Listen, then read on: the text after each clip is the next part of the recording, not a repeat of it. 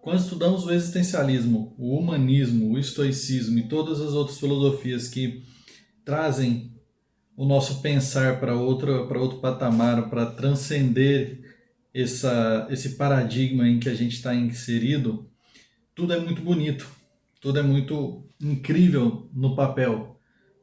No papel parece que quando basta a gente ler aquele texto e sairemos outra pessoa. Basta a gente ir a uma palestra de um coaching muito motivador em que ele vai trazer os estoicos, a história do estoicismo e tudo mais e teremos agora em nós a energia para seguir adiante.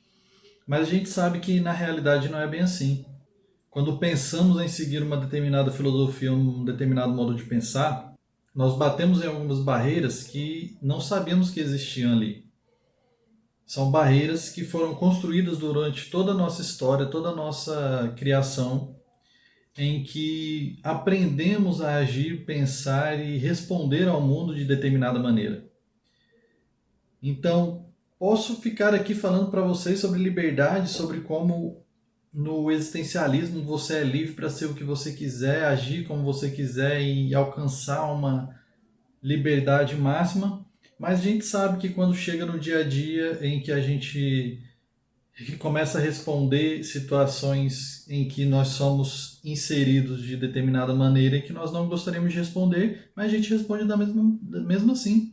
Mas por que isso acontece? Se nós temos toda a nossa carga teórica, todo o nosso embasamento teórico, por que a gente não tem ainda aquele aporte emotivo, efetivo, cognitivo para agir de acordo com a filosofia que você está estudando, a filosofia que você pretende seguir? É aí que entra uma coisa muito interessante, porque não basta termos aportes teóricos, não basta estudarmos, conhecermos ao pé da letra, não basta termos aquela pulseirinha e ler a pulseirinha, o que Jesus faria. Porque não é assim que funciona a nossa cognição, não é assim que funciona a nossa mente. Nós fomos doutrinados a agir de determinada maneira em determinadas situações. Nós estamos presos em regras, em modelos que nos foi ensinado e que nós aprendemos durante toda a nossa vida. Então, justamente, quando você pensa em existencialismo, você pensa em uma maneira de você quebrar essas regras, quebrar essa modelagem que antes foi feita, para que você possa agora sim se tornar aquilo que você realmente é ou aquilo que você pretende realmente ser. Porque não basta você pensar que há um eu perfeito a ser almejado, quando na realidade esse eu ele já existe, ele já foi trabalhado por todo o ambiente, por todos os momentos em que você viveu, por toda a sua história, e pensar que ele existe como uma figura mítica fora da sua própria existência, na minha opinião, é um erro. Eu sei que eu posso me contradizer nesse momento, principalmente quando a gente estuda os arquétipos de Jung, mas veja que a gente está falando do existencialismo. Eu não estou pegando muito do Jung aqui. Eu estou pegando mais da psicologia existencialista e mais dos filósofos do existencialismo.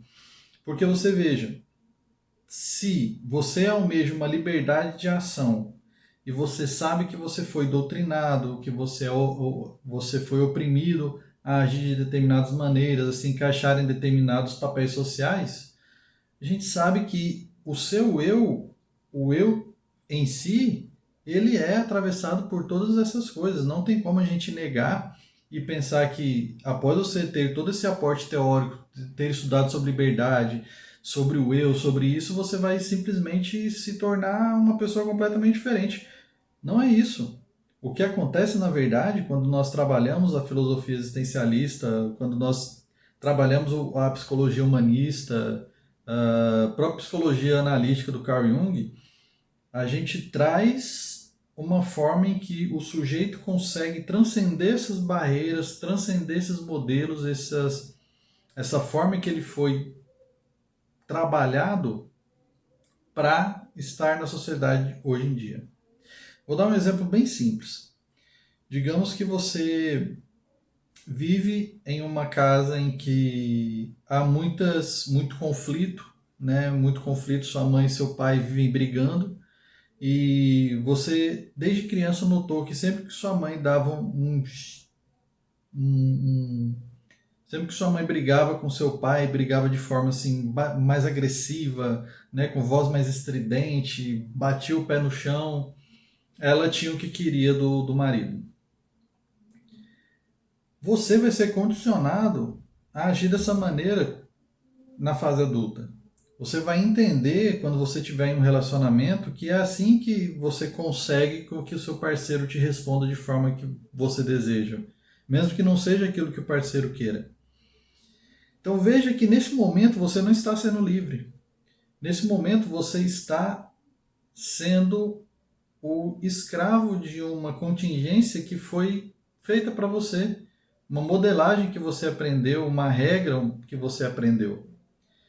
Então, o existencialismo, quando a gente fala que a essência precede a existência precede a essência, a gente fala justamente isso, que você, mesmo existindo dessa determinada maneira, você pode trabalhar a sua essência para que você se livre desse tipo de comportamento.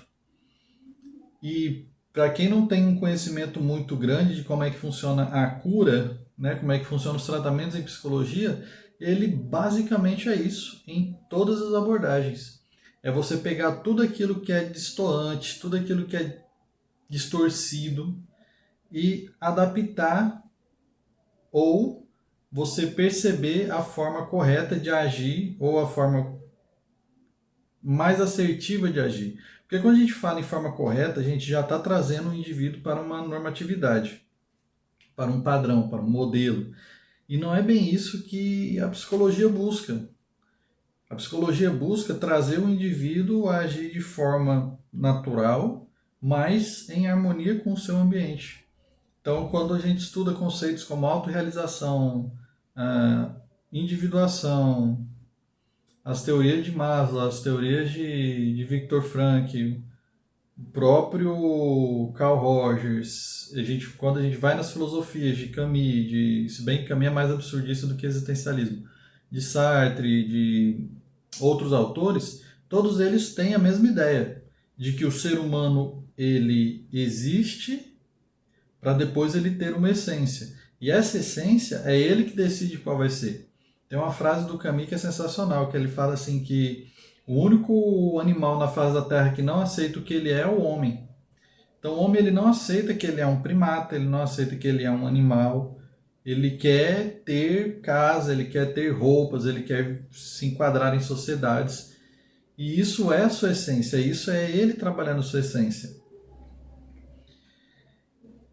É uma coisa que eu vou insistir muito em toda a minha jornada, tanto acadêmica quanto profissional, é a ideia da psicologia trazer para o ser humano o que lhe é devido, o que lhe é humano. Porque é muito fácil a gente querer que um gato se comporte como um gato. Ele vai se comportar como um gato porque ele não tem escolha.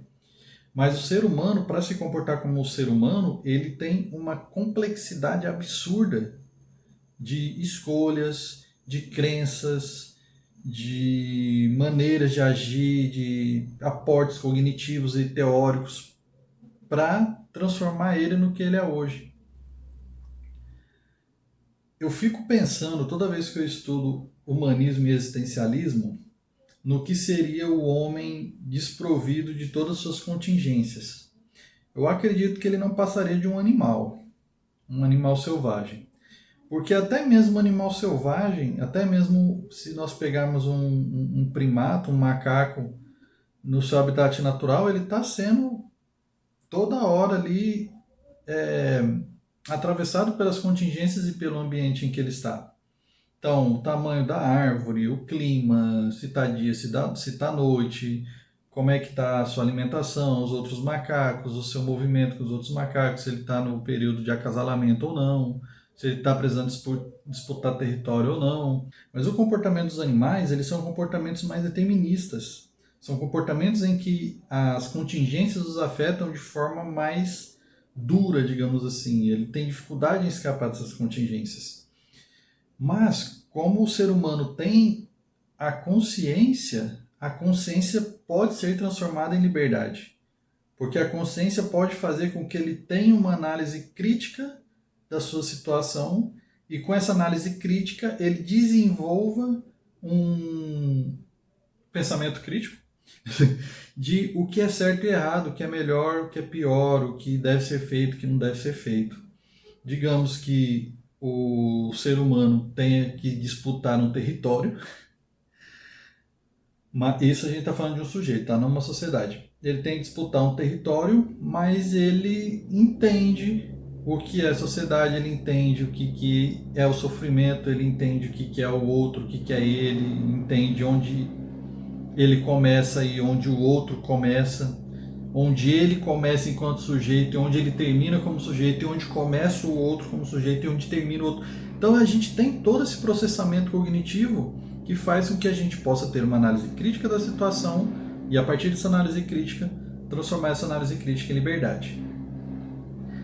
Então, novamente, não basta você ler Sartre, Camus, ler estoicos e tal, se você não tiver uma coisinha chamada análise crítica. É a análise crítica que vai fazer com que todo esse aporte teórico que você tem seja transformado agora em um conteúdo cognitivo que você possa trabalhar, processar e usar de forma eficaz. Mas você pode pensar aí que, tá, não, beleza, você está falando tudo isso para mim, tudo isso eu já sei, tudo isso já é um conhecimento que eu tenho, eu já conheço o que é humanismo, eu já assisti os outros vídeos dessa sua jornada ao existencialismo. Eu entendo o que é um aporte teórico, eu entendo o que é isso, mas ainda assim, quando determinada coisa acontece, eu ajo de determinada forma e eu não consigo agir de determinada maneira diferente. Isso é um exemplo de uma pessoa que não conseguiu alcançar um crivo crítico que lhe deu a liberdade. Por quê? Porque ele ainda está sendo escravo da contingência em que ele está inserido. Beleza. Existem situações em que você não pode agir de outras maneiras. Por exemplo, se você está com a mão no fogo, é claro que você vai tirar, senão você vai se queimar. Se você está tendo que criar os seus filhos, você não pode simplesmente pegar os seus filhos e colocar eles numa caçamba de lixo e continuar a sua vida como se nada tivesse acontecido. Não é desse tipo de coisa que a gente vai trabalhar, porque esse tipo de coisa são exemplos que não fazem parte de um pensamento em que você consegue unir o seu crivo crítico, a sua liberdade e a sua convivência em sociedade. Porque, gente, não adianta a gente pensar em liberdade de forma equivocada. Pensar em liberdade como algo animalesco. A liberdade ela não é animalesca. O animal ele não é livre, nenhum animal é livre. O animal ele tem que seguir a sua programação pré-determinada. O gato tem que ser gato. Então você só vai conseguir se transformar em algo diferente, você só vai conseguir transformar a sua essência em uma determinada coisa diferente se você seguir esse crivo crítico. E eu acredito que a maior dificuldade a gente encontra justamente aí. Como é que o ser humano adquire essa capacidade crítica para transformar a si mesmo e se adaptar ao ambiente ao mesmo tempo? Então, como é que o ser humano vai conseguir alcançar essa análise crítica? A partir do autoconhecimento. É só no autoconhecimento que ele vai conseguir entender por que ele age de determinada maneira em determinados momentos, em determinadas situações, perante determinados estímulos. Só assim ele vai conseguir entender o porquê ele age e por que ele deveria mudar o seu comportamento ou agir ou entender aquela situação de uma forma diferente. Para a abordagem da análise do comportamento, já que a gente está falando de comportamento, é melhor trazer ela que ela é mais assertiva, eles entendem que todo comportamento ele tem como seu antecedente a sua parte filogenética, a sua parte ontogenética e a sua parte cultural. Então, tudo que a gente faz Mesmo que a gente fale em liberdade, ela vai ser atravessada pelo que nós somos, por toda a história das nossas vidas, e eu falo que nós somos de forma fisiológica, e também por toda a cultura em que a gente está inserido. Agora, se você adiciona uma análise crítica em todo esse contexto, você vai conseguir entender todas as partes do seu comportamento e dessa forma trabalhar para que você possa agir de determinadas maneiras diferentes. Por isso que o autoconhecimento faz com que você alcance a liberdade, porque o autoconhecimento faz com que você alcance uma autorrealização, você se entende-se como si mesmo, você se autorrealiza, o realizar-se é o entender-se, e você também faz parte do processo de individuação, porque você começa a se entender como um indivíduo, além dessas contingências, além dessas influências que modificam seu comportamento ou fazem você agir de forma automática. E para concluir esse pensamento sobre liberdade, eu quero trazer justamente essa automaticidade que nós temos nos dias de hoje, essa robotização do comportamento humano. Quanto mais velhos ficamos, quando saímos daquela infância onde tudo é novo, daquela adolescência onde a gente está começando a moldar a nossa personalidade, quando a gente entra na fase adulta onde a nossa personalidade está moldada e agora é só uma sucessão de eventos repetidos, a gente tende a entrar em um modo automático. A gente pega tudo aquilo que foi aprendido e desliga e começa a agir de forma automática agora para simplesmente sobreviver. Isso é uma tendência natural da gente de diminuir o processamento cognitivo para tarefas que são rotineiras. Por exemplo, quando você vai limpar a casa, lavar a louça, escovar os dentes, você não fica imaginando, você não fica pensando em cada movimento que você está fazendo, em cada detalhe. Você simplesmente faz de forma automática. E essa automatização ela começa a ser replicada em vários momentos da vida. Então, se a gente trazer novamente aquele exemplo da criança que cresceu em um lar onde os pais brigavam muito, ele ficou aprendendo aquilo ali, até a fase adulta. Então, quando acontece a situação que vai disparar o comportamento agressivo dele para ele conseguir o que ele quer, o que ele vai fazer? Ele não vai parar, não vai raciocinar toda aquela situação, não vai adicionar seu crivo crítico para perceber o que é que de fato aquela outra pessoa está querendo falar para mim. Como é que a gente consegue negociar de forma assertiva essa situação? Não, ela vai agir no automático. Brigou comigo, vou brigar de volta. E ela age de forma automática e assim a gente começa a automatizar toda a nossa vida. Veja que quando falamos de liberdade, no humanismo, no existencialismo, é isso. É você conseguir se libertar dessas contingências de ser influenciado pelo meio de forma rápida, de forma instantânea. A teoria cognitivo-comportamental também trabalha isso através dos modelos cognitivos, né, das crenças, pensamentos automáticos. Toda a psicologia, gente, se vocês pararem para analisar de forma mais crua e vendo assim a forma the big picture, né, o quadro geral, é isso que a gente trabalha. É uma forma de você pegar aquilo que te causa sofrimento, ressignificar, retrabalhar, reentender, para que aquilo se torne uma coisa que não te cause mais sofrimento, simplesmente porque ela não deveria te causar sofrimento. De novo, o ser humano é uma coisa muito engraçada, porque a gente pega a criança, ela é totalmente modelada, né? Ela aprende aquelas regras, modelos que ela vai seguir pelo resto da vida.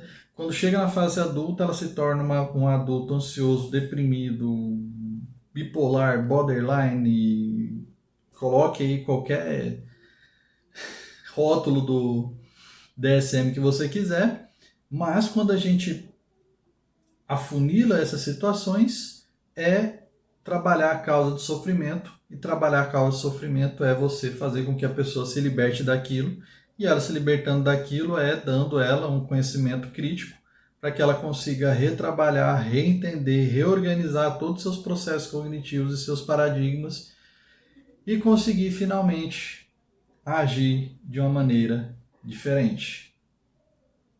Concluindo, gente, no vídeo passado eu falei que na psicologia a gente tem essa ideia de que você quer mudar, mude o que você está fazendo. E é justamente isso. A gente pode chafrundar o nosso dia em estudos estoicos, humanistas, existencialistas e tudo mais, mas se a gente não agir, a gente não vai fazer nada, nada vai mudar. Porque tem muitas pessoas que elas caem naquela coisa assim, tudo isso é muito bonito, mas não funciona para mim. Mas não funciona para você por quê? Porque é muito utópico, é não sei o que, é não sei o que. Não. Alguma coisa na sua história, alguma coisa na sua ontogênese, na sua cultura, talvez até na sua filogenia, está impedindo que você age dessa maneira que você quer, dessa liberdade que você quer alcançar, dessa nova filosofia, esse novo paradigma que você quer viver nele.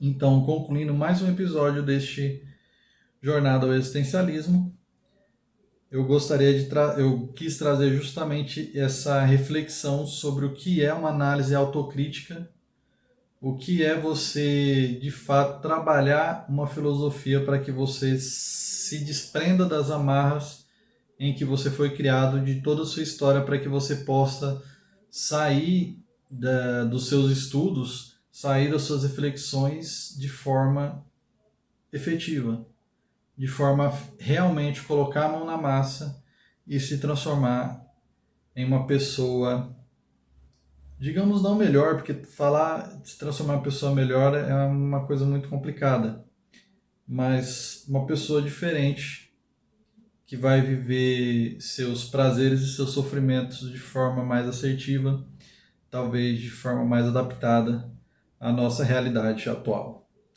Muito obrigado por assistir até aqui. Se você gostou, deixe seu like. Essas reflexões ainda não acabaram. Eu ainda quero falar muito sobre o existencialismo. Então nos vemos por aí nesse mundo que não para de girar, ainda que ele gire de formas muito modeladas. Um dia eu não vou ter nem o que falar sobre como é que o mundo gira. Até a próxima.